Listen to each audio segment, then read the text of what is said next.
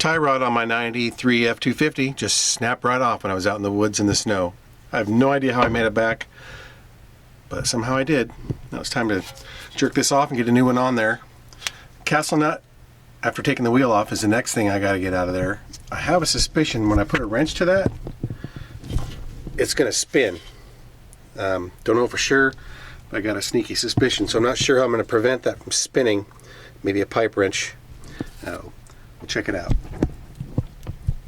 And that happens to be a 21mm socket for that castle nut. Alright, that came right off. Didn't spin at all. Great.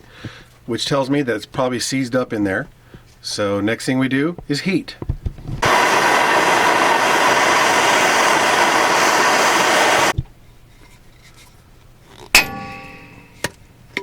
Done. Okay, next up is to get that tie rod end off of there, and it looks like those are 15mm nuts holding those on.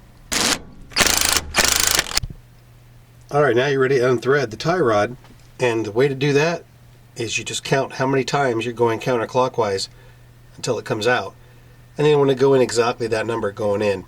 That way your alignment will be mostly on. You still need alignment, but it should help you. Alright, I got the passenger side outside tie rod off. It took a little heat, won't lie to you, and a pipe wrench, and a screwdriver. There's all the goodies. Took 30 turns counterclockwise to get that thing off. So the new one goes in, it's going to need 30 turns clockwise to match pretty much what was the alignment on this truck. Alright, 30 turns on the new tie rod, but you'll notice that it doesn't look like these are going to line up.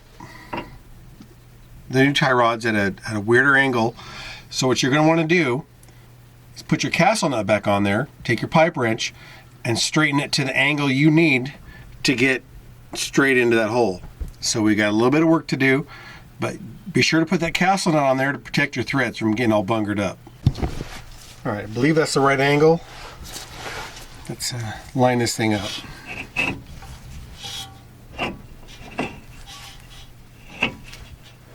There we go.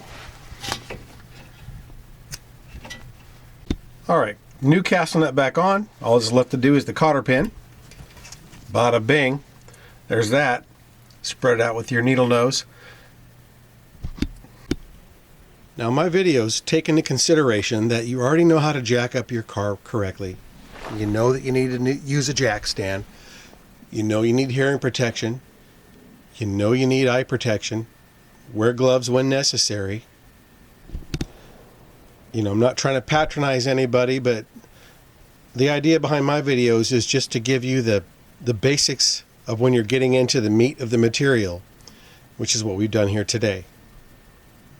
Hopefully you find this video helpful and can help you with your tie rod project or whatever the project I'm working on that you also need help with. I hope I can be of assistance.